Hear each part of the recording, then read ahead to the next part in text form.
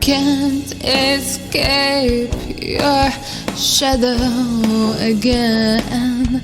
The unpleasant presence you install, and every memory we had. Forgotten promises like thoughts. Starting back on. All right, we're going again. You have something to say?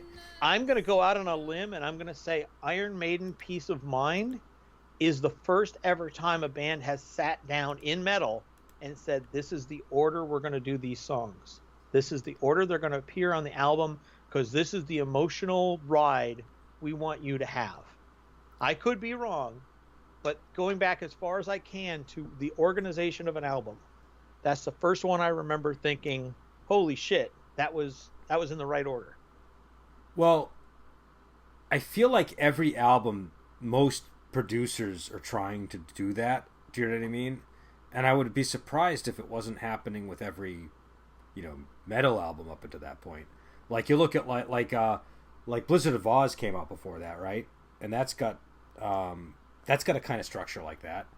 I do think that Peace of Mind is a particularly good structure. Like Iron Maiden does a really good job of leading with like that, more up tempo, heavier song, and then kind of dipping. Do you know what I mean? Like they have like I feel like Iron Maiden is one of the better bands at structuring an album for sure.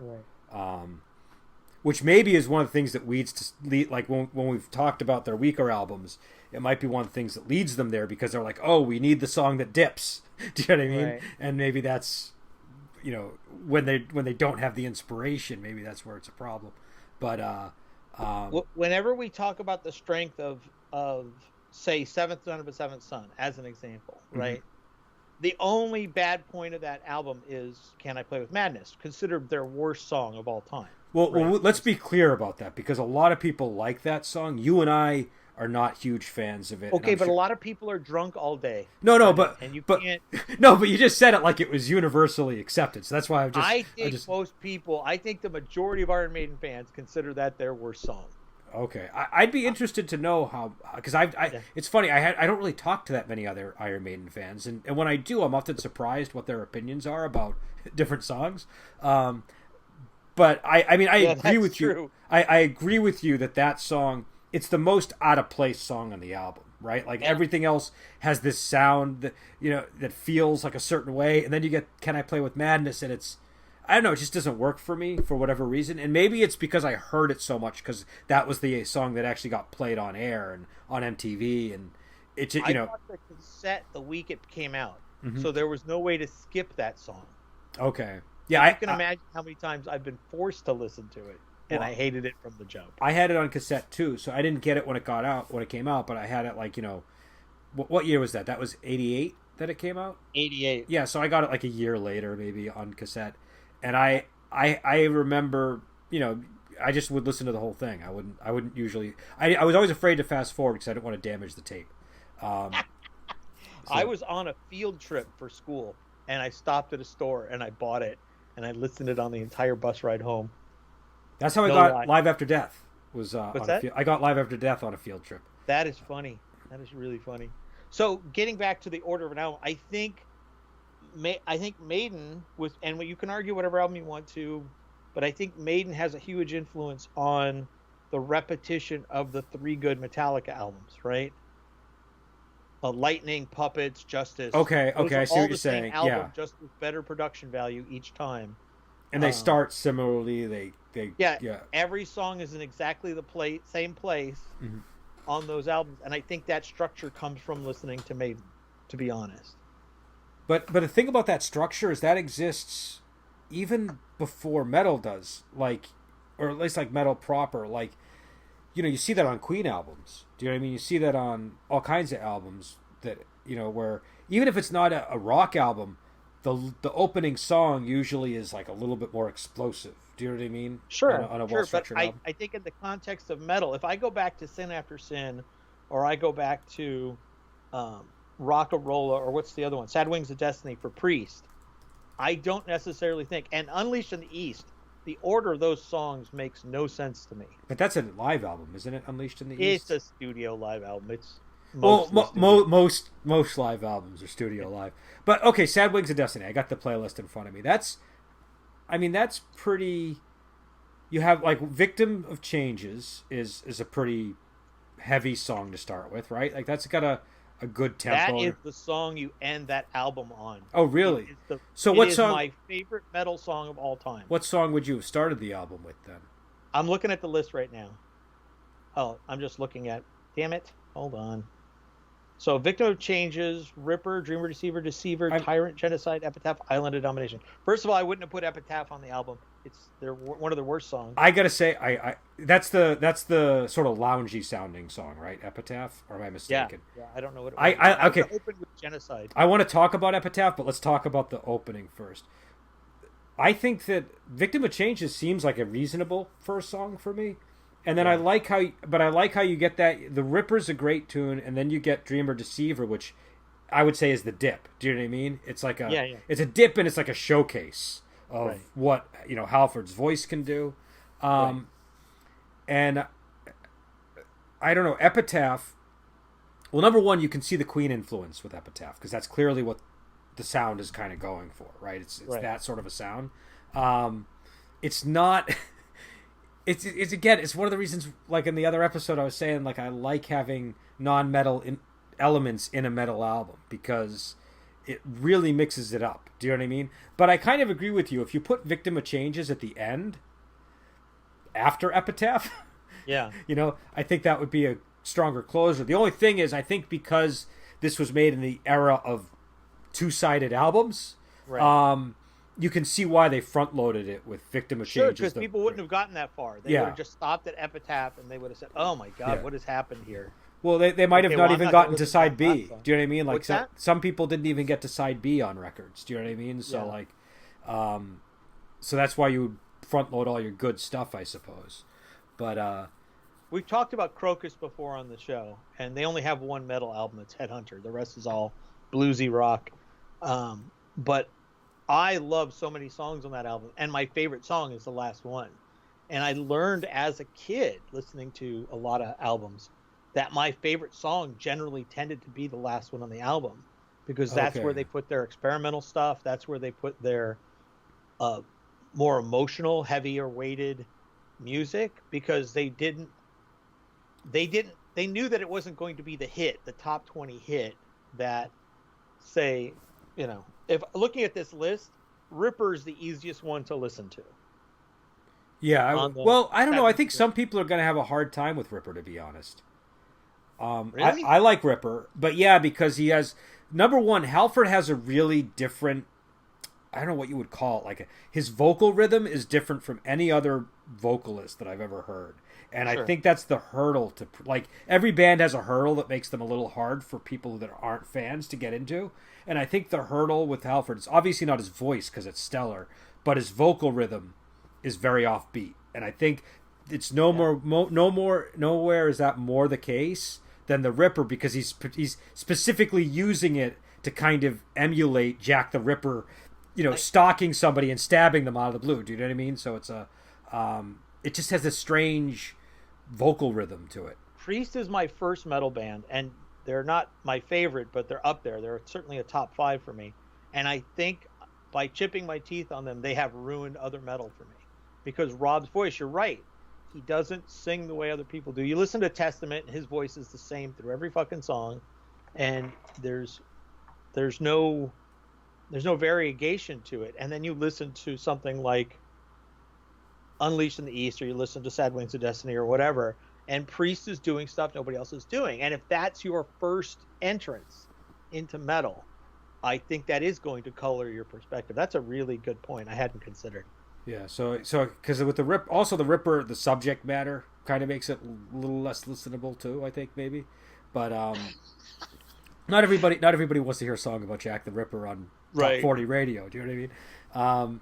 I would still argue that for the purposes of this album, it is a very easy to listen to song, and so you want to front load the album with Genocide or Ripper or Tyrant, and you want to save your most emotional, best song like Victim of Change is for the end. If it was me structuring that album, that is how I would have done it. Well, I will say that they probably could have picked a more emotionally satisfying song to end it on. And when I do think of, like, again, when you think of Maiden albums, they end, Number of the Beast, they end on Hallowed Be Thy Name. Power Slave ends on Rhyme of the Ancient Mariner, and Peace of Mind has To Tame a Land. Do you know what I mean? It's like that. Yeah. Those are really solid enders on an album, and it is probably a good place to put your most experimental, interesting song. But I do get the reluctance to put a good song as your final song because you're worried that people will even hear it. Do you know what I mean? And that's Queensryche was fantastic at that, and we're going to talk about that in another episode. But Queensryche was great at the last song. The last song on their albums would make you want to flip it over and start all over again, because their last songs were so emotional. And I think that bands do a disservice to themselves when they don't put an emotional song at the end, because my buddy had a punk band years ago, and I wrote a couple of songs for his album, the lyrics. I didn't write the sheet music. And I remember he came to the office one day with 4 different songs, and I said, this is the last song on the album right here. This one. This is going to get people to flip it over and start playing it again. Mm-hmm. And in the age of CDs, you don't flip it over, but you get the context. That's like when people say the needle drops on a CD. Yeah, yeah. And I just have a thing for the order that songs should be in. I like making mixtapes, mm-hmm. right? And saying, okay, I want this and then this. And there's something about that. High Fidelity, the movie, talked about that. The order that songs should be. That's all about lists in general. You know what I mean? That movie. Which, by the way, I saw for the first time like last year. I never saw that movie until I was like, okay, I got to finally actually see this film. Everybody send hate mail to Brendan right now for waiting that long to see that fantastic. He considers himself a music fan too, music and movies. I do. I like this long. Well, it's just that kind of movie is not one that I generally watch. Do you know what I mean? So like, it just it took a lot of hearing people mention High Fidelity for me to finally break down and be like, okay, I need to go and actually see this thing. But you mentioned punk rock. Maybe we want to talk a little about punk rock, because I know you wanted to do a punk rock episode at some point, and I know nothing about punk rock, so we probably can't get like a full episode out of it. But it might be, if you're able, we might want to venture into punk rock territory now. Punk rock suffers from the same thing that metal does, all the different versions of it. The hardcore scene, the DC scene, the New York scene, the California scene. California punk is what ended up winning the sound wars, because it's the easiest to listen to, but it's not where punk started. And so talking about punk, and Ian MacKaye wrote the best book on punk, so that also has an influence. But what people were trying to do with it as a social movement before it came what it was with sound, that all matters. And so it's very difficult to just spit out a couple of words about it. You made fun of it because it only has 3 chords, and I said it has 4. And I said that's almost enough for a song, which almost enough for a song. I thought was pretty funny. But it was funny. but almost enough for a glam rock song. But here's the thing. Here's what I'll say. What you just said actually might have explained to me why I don't like punk. And it's probably more emotional than it is intellectual, which is, you said that the sound, basically the California sound, won out. And I have to admit, every time I see a punk band, even when I just see like a t-shirt for a punk band, it reminds me of California, specifically the California I lived in as a kid, for 5 years. And so I feel like you're probably right about that sound being, because I deeply associate punk with like Southern California culture for some reason, from like the late 80s. Do you know what I mean? And the funny part is that you have 2 different kinds of California punk. You have Pennywise and Bad Religion, who are intellectual punk, and then you have from the California scene, then you have the surf punk, right, which is just noise. And there's a bunch of bands that do that sound, and it's not for me. But the intellectualism of punk is what drew me to it. Okay. I like bands like the Descendants, and I can make a list for you. I can make a list of 10 songs that you should listen to. and then we can what decide if we're doing an episode. What would you say to somebody, like especially a metal person who, because metalheads often have a thing against punk. What would you say to persuade them to listen to punk? Like, what's the thing? Like, obviously there are certain things that they're going to have trouble looking past. So what would you say they should look to so that they're not bothered while they're listening to it? They should listen. A lot of it is about harmonies. A lot of it is about messaging. If you're listening to Dead Kennedys, you're going to be paying attention to Jello Biafra's command of the language. Okay. Or if you're listening to Fugazi, or you're listening to the Minor Threat, Ian MacKay's understanding of social revolution. If you're listening to Bad Religion, you're listening for Greg Graffin's just being one of the smartest people on the planet, right? He has a doctorate in zoology, and he uses the word phylogenetically in a punk song. Mm-hmm. And I think there's a song they have called the negative aspect of the positive aspect of negative thinking. Let's gather around the carcass of the old deflated beast. We've seen it through the accolade and cleft it in its lee. That's the opening of the song. And the whole song is him just showing off his command of English. So the band you're listening to is going to have an impact. If you're listening to Husker Du Land Speed Record or Husker Du Zen Arcade, and this is an album, by the way, that transcends boundaries, and we would talk about on the other episode, Husker Du Zen Arcade is the greatest album ever made by anybody. So much work went into that album to break down all kinds of sound barriers in music. But if you go back and listen to their previous album, which is called Land Speed Record, you're hearing a band do something with punk that had never been done before. And there was just no drama to it at all. It was just, okay, here's a song, we're going to play it. Okay, here's the next song, we're going to play it, and so on. So there's so much to punk. A band like 7 Seconds or Minutemen, they sound very different than, say, The Clash is what people think punk is. And I can't stand The Clash, by the way. I think they brought nothing. I don't think Johnny Rotten and other guys, what the fuck's the name of that band? Sex Pistols? Sex Pistols. I can't stand that version of punk, right? That everybody considers them the progenitors, and I just think, well, that was just people that were mad at the Queen. That's not social revolution. That's just getting drunk and banging on a piece of machinery. I think it isn't until you get to Black Flag and Ian MacKay and Dead Kennedys, you really see a social transformation with punk. And I realize that we never talk about it on the show, so people probably don't realize how much I love punk and how ingrained in the culture but I was. But I got to the game late, and I did a lot of catching up with punk because metal was dying in '88, right? There was nothing to listen to. And I got into bands like Descendants, Bad Religion. There was Seventh Son in '88. Sure, but you could only listen to that album so many times. All the bands that I had loved previously in the 80s. I mean, Priest had just done Turbo, which is just the most offensive thing anybody's ever put out. That was basically like when hair metal was kind of taking over everything, I think, 88, right?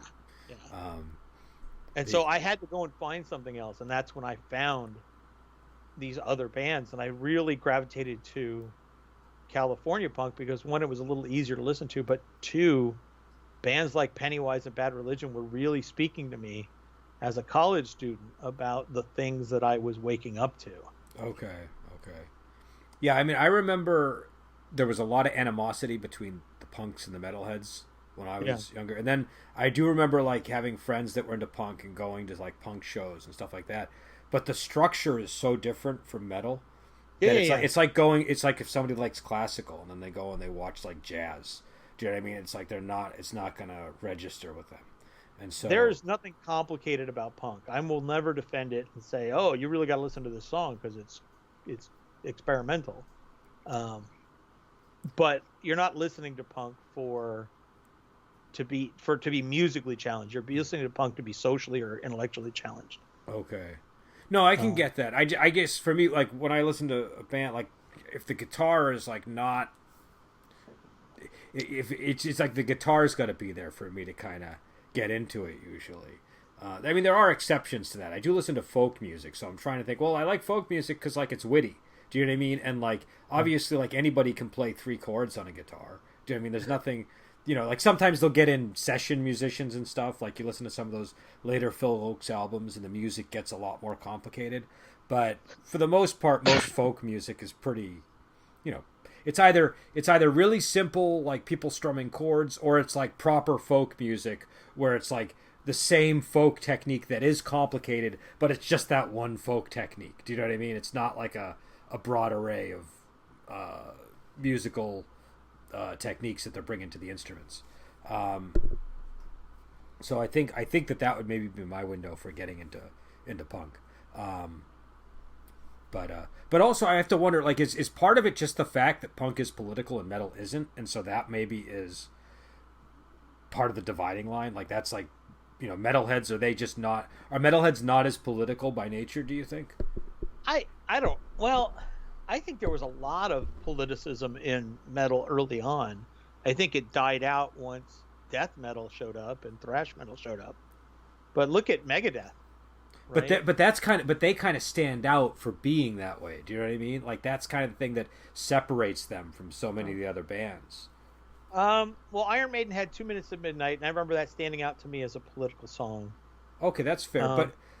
But you're right. Maybe metal just doesn't have that much politics. But I just assume it does. But you could listen to Iron Maiden and like be like, I have no idea where these guys stand on any given like, okay, they don't want the world to blow up from nuclear weapons, right? Like, like they're not really an extreme belief. Yeah, I don't know what economic system they buy. You know what I mean? There's so I think they clearly like money. There's no.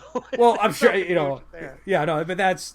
And I suspect with a band like Iron Maiden, what you probably have is like people that have very different political opinions from each other within a band like that. Right. Because I know Bruce Dickinson is more on the conservative side, and I suspect Steve Harris might be more on the other side. But I don't know. But I just kind of suspected that based on the differences in what I've seen them say. But I just don't think of like most metal being that political. There are obvious, like, System of a Down is an obvious example of a metal band that's very political. And granted, we could dispute the categorization of that band, but somebody once said ska is punk music for kids that had good childhoods, and I think that that's a really telling message about what punk is and why it's so political, because it was made during an age of white flight, right, where you had all these poor white kids who were left behind in inner cities while all of the rich white kids were going to the suburbs. Mm-hmm. And they were seeing the poverty around them affecting their lives, but nobody was talking about it. Mm-hmm. People were talking about the poverty of minorities, but not the poverty of white people. And so punk comes out of that movement as sort of this, holy shit, what's happening to us? How did capitalism leave us behind? And so you have the look of punk just came out of the fact that, and I think it was, I want to say it was Dead Kennedys, or maybe it was Black Flag. Somebody's dad just bought a bag of clothes at a thrift store, and they just grabbed some clothes out of it, and that's what they started wearing on stage, and that's what became the aesthetic for punk, right? That gives you a sense of why the music is so simple, but the lyrics are so intense, because we're dumb white trash kids, but we still have something to say. Okay. And then the suburbanite white kids got into either ska or metal because metal was angry, and you were angry, but you didn't know why you were angry. And then ska just spoke to kids that, well, I'm done with new wave, time for some ska. But the thing is, I knew a lot of metalheads who were poor. Do you know what I mean? Like that seemed to be a common thing. Sure. Is that like, sure? And I'm saying that that's probably where that anger comes from. But then you get a sense that the anger is there, but they're not exactly sure why they're angry, versus the kids who listen to punk who know exactly why they're angry. Okay. And I could be talking out of my ass, but that's my perspective on the divide. And I'm just angry, so I love both. Okay. Okay.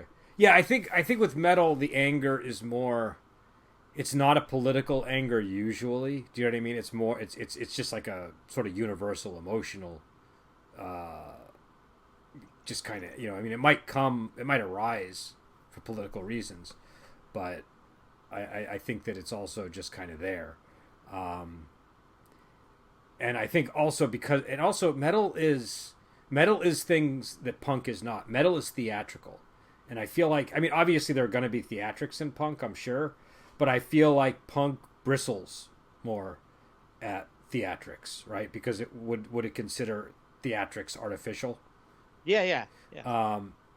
And so I think I think a lot of those reasons are also probably why you would maybe have a divide there. For me, it boiled down to the sound, and I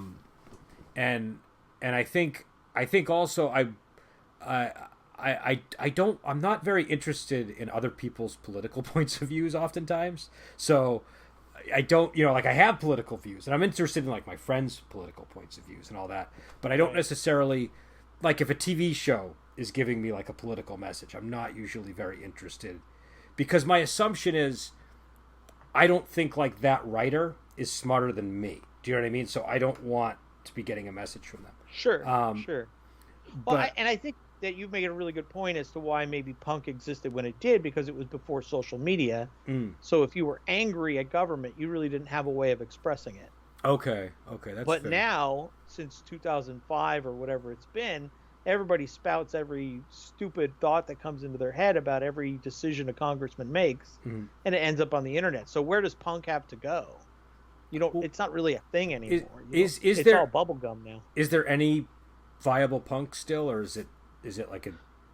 I'd have to go look up some band names. I think there's about maybe 10 bands left. Ignite still exists. Pennywise still exists. Bad Religion still exists. So if you're looking for that political Southern California message, those bands are still there. Okay. But Ian McCade is not a minor threat anymore. He started a new band called Fugazi, which you can blame Fugazi for the emo movement because of the structure of their first album. But that's another complicated conversation. Fugazi's still an amazing band, but they're not necessarily punk. They're more of a blend of various sounds. You just don't have that much angry punk anymore. It really is Blink 182 and bands like that. Is Blink 182 considered punk, or are they?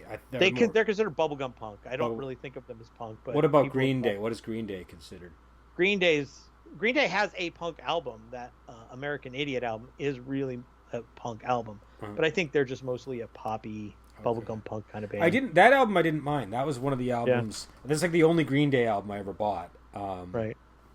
And I bought it because at the time, they were playing it a lot. You know what I mean? And that so, and I liked the guitar delay effect they used on Boulevard of Broken Dreams. So I wanted to hear more of the album. But generally that's not the kind of music that I would normally buy. But at the time I didn't think of it as punk because it seemed more textured to me. Do you know what I mean? It seemed like there was a lot more going on musically with it. Like it had a punk structure, I thought, but like a lot of the productions seemed more big to me. Do you know what I mean? But maybe that's just me not understanding. No, they certainly had more money than any punk band has ever had, and so they're one of the best paid bands in the world, actually. Okay. Ironically, but so I think a lot of that goes into the production of that album. And I'd heard a story about American Idiot that the files, they had recorded the entire album and all the files were lost, and so they had to re-record everything. That's what I heard too, and it sounded very suspicious. It did sound suspicious, yeah. But if it is true, it could explain why that album sounds as good as it does, because they've already mastered those songs, and now they're going back in and re-recording them. Okay. Well, I thought they just scrapped everything they had done and did a totally new album. Okay. Well, I could be wrong, because here was my impression. I got the impression that like somebody in the band, probably the singer, flushed everything for a reason. Do you know what I mean? Like, or the producer or somebody. Like, because I just don't think you just go and lose all the files to that you're working on an album like that. That doesn't seem like it's the normal thing that happens. I also noticed that album borrows a lot of melodies from other songs, and I don't know if that was intentional or not. I'm looking right now at Billboard.com. They're talking about, what date is this? Oh, this is back in 2015. Apparently they made a documentary about this very topic. I'll have to read it later. I'm not gonna. Yeah, it seemed make very people listen to the reading. suspicious. It seemed very, but like there's a song. There's a one of the songs in there has a melody that's what's that Bryan Adams song, Summer of '69? Yeah. There's a song in there that uses like the same vocal melody as Summer of '69. They use, I think, the melody from Full House in one of the songs. I swear to you, if you go through and listen to that album, you will hear melodies that you recognize from other places. And I always thought that they were doing it purposefully. Yeah. Do you know what I mean? Like to remind you, because I mean, it's because of the theme of the album. But I could be wrong. I think sometimes that shit gets into your subconscious, and there's nothing you can do about it. But this was like the first time I heard the song, I was like, wait, that's the Summer of '69, and I don't even like Bryan Adams. Do you know what I mean? But like, it just was like obvious to me. I've accidentally plagiarized other writers before simply because I'll hear something and forget I heard it, and then I think it's my idea. Yeah, no, it's easy to do, especially with music. Yeah. Like with writing, it's easier to not do because there's so many possible combinations. But in music, it's like it would be like if writers could only use how would I put it? If there were 1/3 of the dictionary. Not even. Yeah. Not even right, that. but I get your point. I realize how limited the structure of music is. It's like there's like basically 12 notes in Western music, and that's what you got to work with. And then, you know, there's not that many chords, and chords are, even if you're playing chords in a different key, you could be playing essentially the same chords. Like if you're in, you know, if you're in A versus you're in C, you can still play chords at the same intervals that will sound like, you know, if you play those songs back to back, they're still going to sound like the same song. They're just in different keys. Do you know what I mean? So you have you're pretty limited. But yeah, so I don't know. Where does what's his name fit into this? Why can't I remember his name? He's very loud. He likes to talk a lot. Henry Rollins? Henry Rollins, yes. Well, he was in Black Flag. Okay. But he came in after Black Flag had been loud and political, and he started doing less political lyrics for the band. They have an album called Who's Got the 10.5, and it's about who has the biggest dick in the band. Mm-hmm. And it's just funny, right? And Kira is the bass player. It's a woman. It turns out she has the biggest penis in the group. Right? Okay. So it's not transphobic or anything. It's just they're being funny and stupid and childish. Uh-huh. And so when Henry joins the band, they oddly aren't as angry as they were than before he was in, even though he turns out to be such an angry guy. Uh-huh. When you hear his spoken word, I've met Henry a couple of times, and I used to correspond with him when I was in college. What kind of person is he? He's intense. He is, but he doesn't have a lot of self-esteem, oddly. I noticed that when we were talking. He comes off on stage, because I went to a spoken word performance of his, and then I went to a punk show. And when he's on stage, he's got all the confidence in the world. But when you're talking to him one-on-one, he's really... I met Maynard once, too, from Tool. He's really intense. But yeah, Henry just came across as a nice guy, but just a little awkward and squirrely. I met who did I meet? I met oh god, I can't remember his name now. I'll skip it. But I met Eric Idle. That's who I met. Eric Idle? Yeah, I met Eric Idle from Monty Python. Yeah, I went to a what was the name of the show? Eric Idle exploits money. I don't remember the title, but he was basically saying like Eric Idle is like just like basically making money off of the Monty Python legacy was the idea of the tour. I grew up in LA, so I've met somewhere in the neighborhood of 50 celebrities. We could do an entire episode talking about that. After a while, it's not even a thing anymore. Really? Yeah, I met Gina Gershon at a Descendants show. Really? Yeah. I haven't met that many famous people. I met Eric Idle. I've talked to George Foreman on the phone, and I've talked to Teddy Atlas on the phone, and I think and Ken Norton, and that's about. Eric Estrada came into a movie theater I was working at when I was younger. And Eric Estrada. Now, when you meet these people, do you go up and talk to them, or you just kind of let them go about their business? I let them go about their business. I don't bother anybody. Yeah, I was at, oh, go ahead. Ed Harris talked to me once. Gary Oldman talked to me once. What was Gary Oldman like? I like Gary Oldman back when he, nice. yeah, really just a regular guy. I like when he used to play villains, and he doesn't do that anymore. But I used to like it was like I remember being aware when he was like big, and he was still doing that before he just started playing nice characters. That it was like, okay, we have like another Vincent Price. Do you know what I mean? That we haven't had like you don't get those all the time. Do you know what I mean? Right. So and I grew up on Vincent Price. So the only time I made an idiot of myself meeting a celebrity is I met Mick Foley in the Incheon airport in Korea, and I made a total ass of myself. What did you do? What did you do? Oh, I just holy shit, Mick Foley, that kind of thing. And okay. I had just gotten off a plane, so I'm not going to blame it on that, but I'm just going to say that didn't help. But I am normally very respectful of people's space, and I just could not believe I made an ass of myself. And I've tried contacting him over the years saying, you don't remember me, but I made an ass of myself. That probably doesn't make it any better when you do that. I really apologize. You deserve better, that kind of thing. Because I made him uncomfortable. I obviously made him uncomfortable. Okay. Well, you know what it probably was? He was in Korea. He probably thought he wasn't going to be as recognized and, something like that.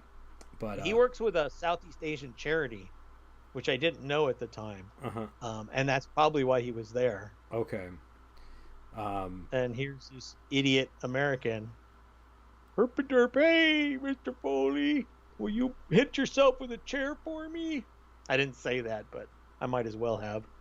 I mean, I don't know. I don't know how I'd react in the presence of a celebrity, because when I saw Eric Idle, it was at the show, like when you go up to the booth after. Do you know what I mean? So it wasn't like unexpected or anything. Do you know what I mean? Right. And it was all very formal.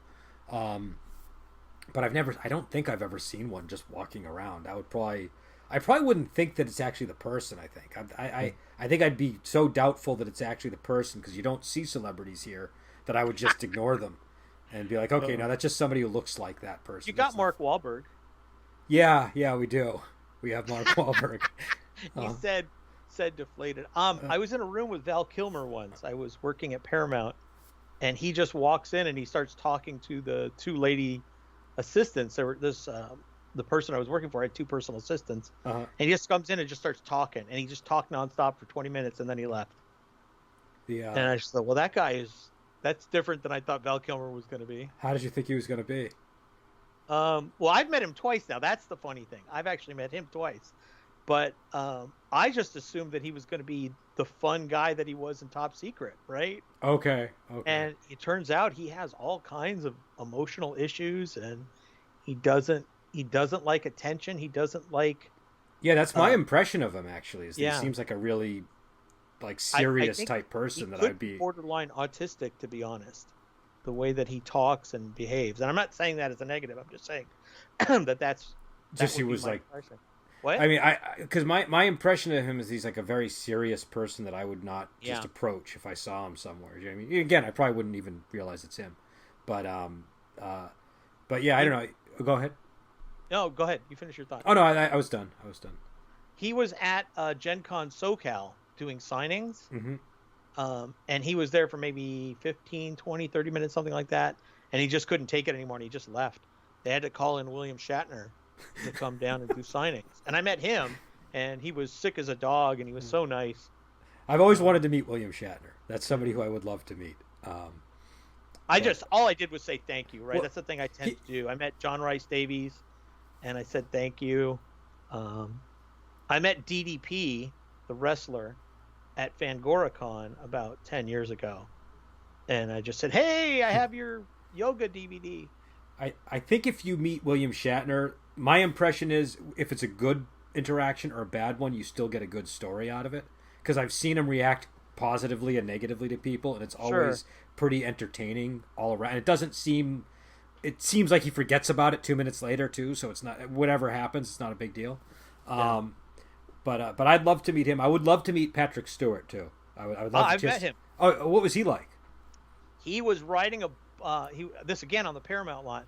He was in full makeup and full costume, and he was riding a beach cruiser a bicycle across the lot trying to get some food, and I just saw him and I waved and I said hello. But we didn't spend any time hanging out or anything. But that was my interaction with Patrick Stewart. Yeah, I think he was great in Star Trek, but I also loved him in I, Claudius as Sejanus. But no, back to Mark Wahlberg. Really? Yeah, I got to talk about it because I dropped it after my deflated response. Like, he just embodies everything, like, bad about, like, the bad associations people have with Boston.